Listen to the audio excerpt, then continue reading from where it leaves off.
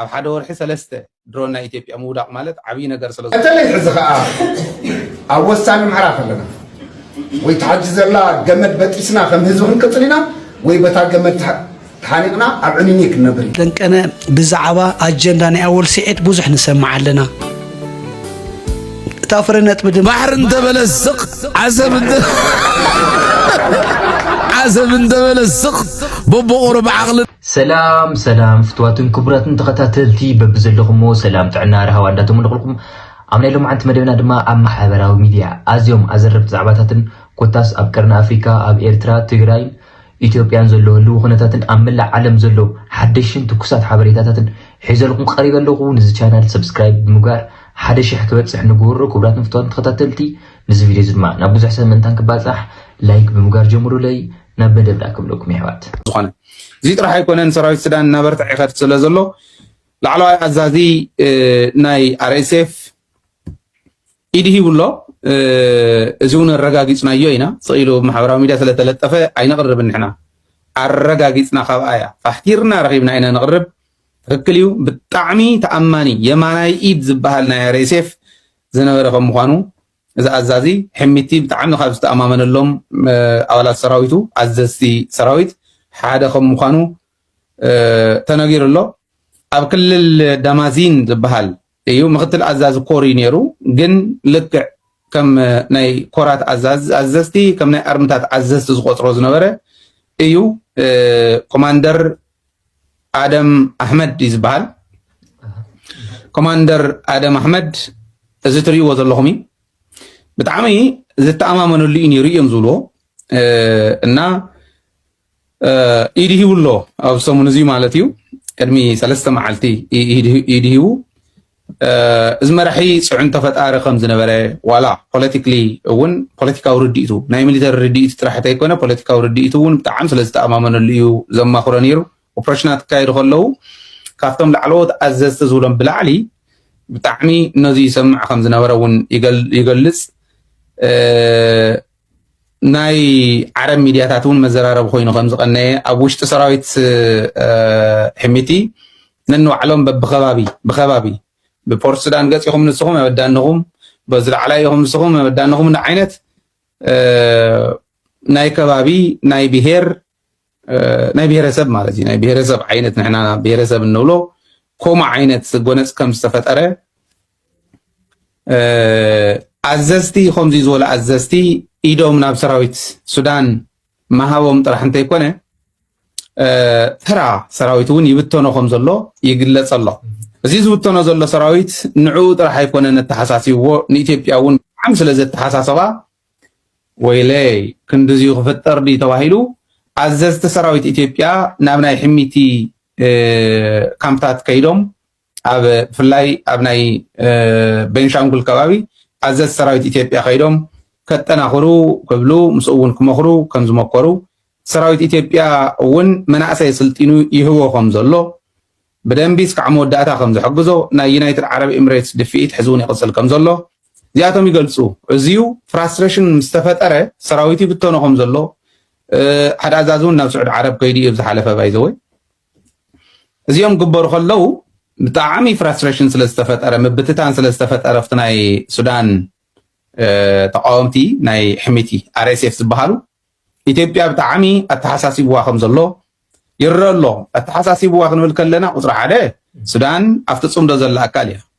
ስለዚ ሱዳንን ትግራይን ሱዳንን ኤርትራን ብጣዕሚ ጥቡቕ ረኽቢ ስለ ዘለወን እቲ ሪጅን ናብ ሰላም ክምለስ ይኽእል እዩ ብድሌት ኣብዪ ኣሕመድ ዘይክቕፅል ይኽእል እዩ ስለዚ ኣብዪ ኣሕመድ ናብ ስጋኣት ኣትዩ ኣሎ ክልተ ኣብዪ ኣሕመድ ናብ ስጋኣት ኣትዩ ማለት ዩናይትድ ዓረብ ኤምሬትስ ናብ ስጋኣት ኣትያ ማለት እዩ ሰራዊት ሕሚቲ ተበቲኖም ማለት ሰራዊት ዩናይትድ ዓረብ ኤምሬትስ ተበቲኖም ማለት እዩ ምክንያቱ ዩናይትድ ዓረብ ኤምሬትስ ነዚኦም ክልቲኦም ሒዛ እያ እቲ ሪጅን ትሕምሶ ዘላ ብሱዳን ኣልፋሽካ ንምርካብ ብኢትዮጵያ እንተሽኒፋ እንተስዒራ ሕሞራን ተወሰነ ናይ ኣምሓራ መሬትን ሓዊሳ ምስ ኣልፋሽካ ሓዊሳ ናይ ምግቢ ሕስና ተረጋግፀሉ ኩነታት ንምምችቻው እዩ እቲ ናይ ዩናይትድ ዓረብ ኤምሬትስ ጉዕዞ ናይ መዓድን ናይ ካሊእ እዚ ቱ ንባዕሎም ረብሓ እዮም ዝኸድዎ ዘለዉ ማለት እዩ ስለዚ ሕሚቲን አብይ አህመድን ተሳዒሮም ማለት ንዩናይትድ ዓረብ ኤምሬትስ ዓብይ ሓደጋ ከም ምዃኑ ስለዝተፈለጠ ናይ ድሮን መዓት ይመፅእ ኣሎ ከምቱ ቀዳማይ እውን ነቕርቦ ዝነበርና ሕዚ እውን ይቕፅል ኣሎ ናብ ባህር ዳር ናብ ካልኦት ናይ ድሮን ቤዛት ናይ ኢትዮጵያ ቦምባታት እንተይተረፈ ናይ ድሮን ቁምቡላታት እውን ይቕፅል ኣሎ ዝብል መረዳእታ እዩ ዘለና እቲ ፍራስትሬሽን ግን ኣብ ሕሚቲ ጥራሕ ተይኮነ ኣብ አብይ አሕመድ እውን ከም ዝተረኣየ እዩ እቲ መረዳእታና ማለት እዩ ካሊእ ጋሻ እውን ስለ ዘለኒ ብድሕሪት ኣሎ ተስፋ ልደት ይርአካ ኣለኹ እየ ክእትወካ እየ ክልቲአን ክንርአን ንዓኻ እውን ከይሕዘካ ኣብዚ ሕዚ ዝገለፅክዎ እውን ሓሳብ እንተሃሊካ ክትህብ ትኽእል ኢኻ እንተዘይኮይኑ ጌታቸው ረዳን ጻድቃንን ኣብ ልዕሊ ኤርትራ ኣብ ዝለምቅነ ዝሕለፍዎ መልእኽቲ ኣሎ ሕዚ ኤርትራን ትግራይን ሰላም ፈጢረን ኣብ ዝኸዳሉ እዋን ኤርትራን ትግራይን ሰላም ፈጢረን ማለት መሪሕነት ትግራይን መሪሕነት ኤርትራን ሰላም ፈጢሮም ማለት ህዝቢ ኤርትራን ህዝቢ ትግራይን ሰላም ስለ ዝደሊ ሰላም ንኽንረክብ ኣብቲ ከባቢ ናይ ልምዓትን ናይ ሰላምን ምንቅስቃስ ተዘይኮይኑ ኩናት ዝበሃል ድምፂ ኩናት ከይስማዕ እዩ ዝኽየድ ዘሎ ኖ ኩናት ተዘይተፈጠረ ዝብል ዝዓይነቱ እዮም ክዛረቡ ቀንዮም ብዛዕባ ኤርትራን ብዛዕባ ትግራይን ማለት እዩ ሻዕብያ ብስቕታ ሰብ ዘፀልሉ ኣነ መቸም ነዛ ስቕ ከመይ ይኽእልዋ ግርም እንዲ ዝብለኒ ወዲ በሻሻ ካብ ጋዜጠኛታት ናይ ቴሌቪዥን ኢትዮጵያ ንላዕሊ ብብዝሕን ኣብ ቴሌቪዥን እናቐረበ እንተመደረ ሻዕብያ ስቕ ኣተንሽን ክረከብ ብስም ኤርትራ እንተላዕለ ሻዕብያ ስቕ ባሕሪ እንተበለ ስቕ ዓሰብ እንተበለ ስቕ በቦቑርብ ዓቕሊ እንዳፅበበ ሕጂ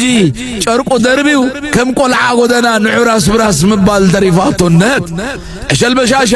ሻዕብያ ከም ዘይምልስሉን ኢግኖር ከም ዝኸተትዎ ንፈልጥ እዩ ስለምንታይ ደኣ ሚልዮን ጊዜ ዝዛረብ ኣሎ እንተኢልኩም እቲ ታርጌት ንኤርትራ ኣይኮነን ደቂ ሓወቦይ ናብ ህዝቢ ኢትዮጵያ እዩ ወዲ በሻሻ ንህዝቢ ኢትዮጵያ መዛረቢ ኣጀንዳ እዩ ዝህቦ ዘሎ ኣስታት 3 ዓመታት ኩናት ኣሎ ኢሉ ኣነ ድማ ኩናት የለን ኢለ ኩናት ድማ ኣይተገብረን እቲ ኩናት ኣሎ ዝብል ብዘይ ግብሪ ዘረባ ጥራይ ምስ ኮነ በዘረባ ኣፉ ማይ ዝመልአ ገለ ኤሊት ኢትዮጵያ ማስዳ ነዛ ዓሰብ ከንፃልና ኢሉ ክሓትት ባህርያው ነይሩ ዓሰብ ዘረባ ጥራይ ኮይና ምስ ተረፈት ሕጂ ምፅዋዕ ክብል ጀሚሩ ኣሎ ድሕሪኡ ዳህላክ ክብል ድሕሪኡ ናብ ፖርት ሱዳን ስዋኪን እናበለ ስዊዝ ካናል በፂዑ ቡቢ ልኻትፍ ግዲ ይብልኩምን ሚድያና ኢትዮጵያ ድማ ምፅዋ ክብላየን እዚ ናይ ምፅዋ ኣርእስቲ ን3 ዓመት ከፃናሐና ይኽእል እዩ ካብ ዝብል ሓሳብ እዩ ዝምንጩ ከምቲ ብዓሰብ ንህዝቢ ኢትዮጵያ ዘፅመምዎ ሕጂ ድማ ብምፅዋዕ ከፅምዎ ይውጥኖም ን3 ዓመት ክፀንሑ ይኽእሉ ድዮም ኣይክእሉን ግን ካልእ ኣርእስቲ እዩ ዕሸል በሻሻ ብኤርትራ ግርም መዛነይ ኮይኑ ዘሎ ከምቲ ደቂ ኣስመራ ዝብልዎ ዘለዉ ድማ ተዛነዩ ብመደረ ዕሸል በሻሻን አብኡ መንግስቱ ኃይለ ማርያምን ማሻማ ሁኔታ የትግራይ ወንበዴዎችና የኤርትራ ወንበዴዎች ባቋቋሙ ባካሄዱት ያለፈው ጉባኤያቸው አጥፍቶ መጥፋት ነው ብለዋል። ይጥፉ ወይስ እንጥፋ ነው ጥያቄው ለዚህ ህዝብና ለዚህ ፓርቲ የሚያቀርበው። ይሄ አደገኛ ፎርስ ነው፣ በፍጥነት መጥፋት አለበት። በተለይ ሕዝኻ ኣብ ወሳኒ ምዕራፍ ኣለና ወይ ተሓጅዘላ ገመድ በጢስና ከም ህዝቢ ክንቅፅል ኢና ወይ በታ ገመድ ተሓኒቕና ኣብ ዕንኒ ክንነብር ኢና። እዚ ከዓ ይመርፅን እና ኣይኸውንን ታ ገመድ በጢስና ንኺድ ንቕድሚ ዘለና መማረፂ ምዕዋት ክንዕወትካ ኢና ክንዕወት ተኾይንካ ክፈል ዝግባእ መስዋእቲ ናይ ኣካል መስዋእቲ ጥራሕ ኣይኮነን መስዋእቲ ብዙሕ ግዜ ናይ ኣካል መስዋእቲ ዝለዓል ናይ ኣተሓሳስባ ሓድነት ፈጢርካ ንብሄራዊ ክብርኻን መንነትካን ብኩሉ መዳይ ምቅላስ ባዕሉ ኣካል ናይቲ መስዋእቲ መማሓደር ኮይንካ ህዝቢ ምምሕዳር እውን ኣካል መስዋእቲ ሰራዊት ኮይንካ ዩኒፎርም ለቢስካ ናይቲ ናይ ቃልሲ ናይ መጨረሻ ጫፍ ምዃኑ እውን መስዋእቲ أبجزا بجتر أكتما أمنجد خوين كان نجدك دكها بيتسب كحبرة السلم قد سألنا قاعد يكون كون أكلنا يتفلسي نايت أتموات أكل كون كام كلاسون أكلنا يتفلسي نايس وقتن نايت قالستن نايس توافروا لأنك أنا بزعبة أجندة أول سيئت بوزح نسمع لنا تافرنت بدما حاونا أول سيئت بزعبة قديم سنة بباوي جغنا سو إسيات سقاي تباقنا تغلت عقم من بقعاتنا تخون تبارق إيو فيديو سريح متسينا قال خفاء السبات اللو خو معين السرح دفوتو قال قالت قراري تقوم كافتني أول زربة أول ننبسو تقادا لا يبلنا له نيسيات سقاي كميجيرو وارسا يبلو ينا أسولو زود زخم زرون داولو أبز محبراو ميدياتات هزبي اللي أعلو له أبز مدهانيت انتايو ويفوسي لببل كل فيديو رأيو هزبي كل تي فيديو سمعايو خام مجمري خصاب موداتا صباق بلج أنا إسيات سقاي لزارب دلو أول حما أي تزاربنا إسيات سقاي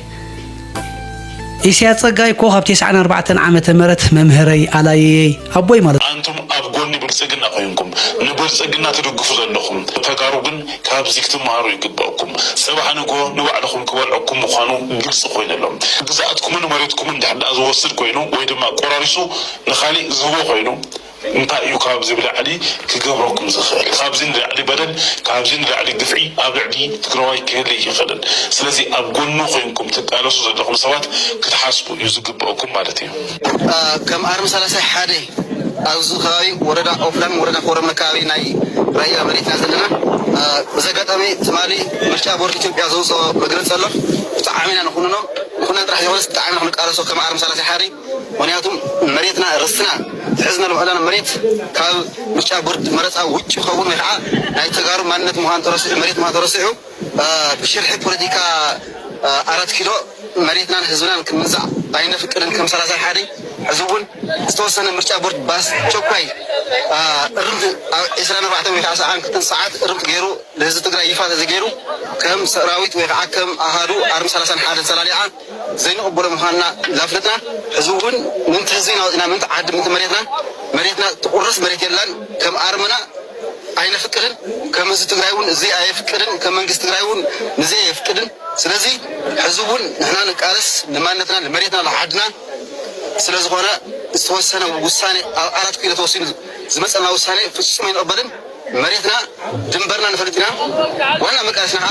زعلاون جزاتنا المرقاطيو زعلاو جزاتنا بس مرجع سبب قرصنا قرمانا ندلل أين فكرن كم دا 30 حاري 4